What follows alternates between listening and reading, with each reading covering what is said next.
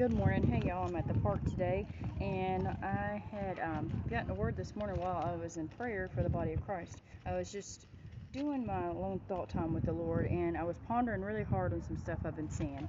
I've been seeing a lot of people posting about how God has called them to sell their homes and to live in tents and to travel full time in vans or RVs or what have you, and or get a smaller home. So that being said, that was on my mind and heart, weighing very heavy. And then I heard the Lord speak to me very clearly what He is doing in this time. And we're going to find evidence to back up this in Deuteronomy chapter 8. Okay, and the word that I had received from the Lord was, I am humbling my people before I elevate them. And then I was led to Deuteronomy chapter 8, verse 18. And that talks about not forgetting God once you have received what you've asked for.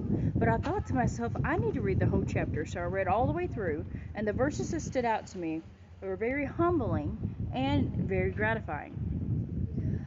And it was verse 2. And you shall remember always all the ways which the Lord your God has led you these 40 years in the wilderness, so that He might humble you and test you, to know what was in your heart and mind, whether you would keep His commandments or not. And then verse 3. He humbled you and allowed you to be hungry and fed you with manna, a substance which you did not know, nor your fathers know, so that He might make you understand by personal experience that man does not live by bread alone, but man lives by every word that proceeds out of the mouth of the Lord. So as I continued on, these verses stood out as well. You ready? Verse 18, like I said, 8:18 was what I was led to.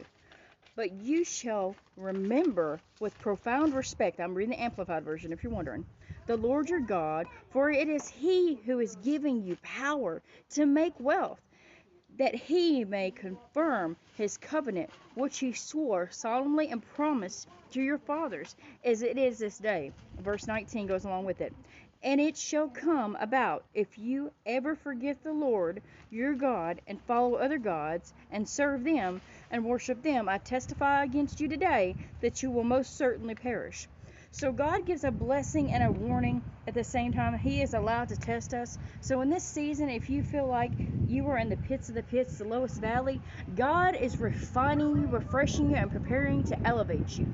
He is humbling you so that you know, and He knows that your heart is purified and ready for the blessings He has to come. That is the word today.